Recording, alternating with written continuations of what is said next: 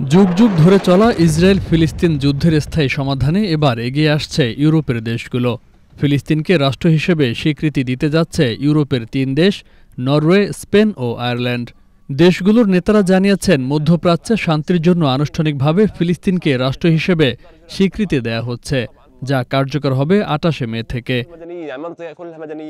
Reuters এবং Al Jazeera সহ আন্তর্জাতিক বিভিন্ন সংবাদ মাধ্যম জানিয়েছে, চলতি সপ্তাহে ফিলিস্তিনকে স্বীকৃতি দিতে পারে মাল্টা এবং স্লোভেনিয়া।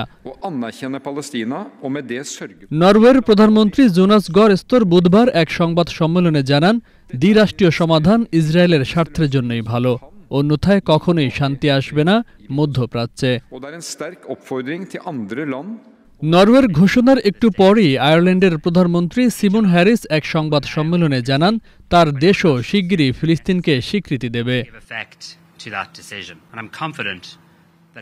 এদিকে স্পেনের প্রধানমন্ত্রী পেদ্রো সানচেজ জানিয়েছেন, তার দেশের মন্ত্রী পরিষদ আগামী ২৮ মে ফিলিস্তিনকে স্বাধীন রাষ্ট্র হিসেবে স্বীকৃতি দেবে। অপরদিকে ফিলিস্তিনকে ইউরোপের দেশগুলোর স্বীকৃতির ঘোষণায় ক্ষুব্ধ প্রতিক্রিয়া জানিয়েছে ইসরায়েল। তাৎক্ষণিকভাবে আয়ারল্যান্ড এবং নরওয়ে থেকে নিজেদের রাষ্ট্রদূতদের ফিরিয়ে নেয়ার নির্দেশ দিয়েছেন ইসরায়েলি পররাষ্ট্রমন্ত্রী ইসরায়েল কাটজ। জাতিসংঘে ১৯৩টি সদস্য দেশের মধ্যে ১৪৩টি দেশই ফিলিস্তিনকে স্বাধীন দেশ হিসেবে স্বীকৃতি দিয়েছে। Faisal Mahmud, channel S international desk.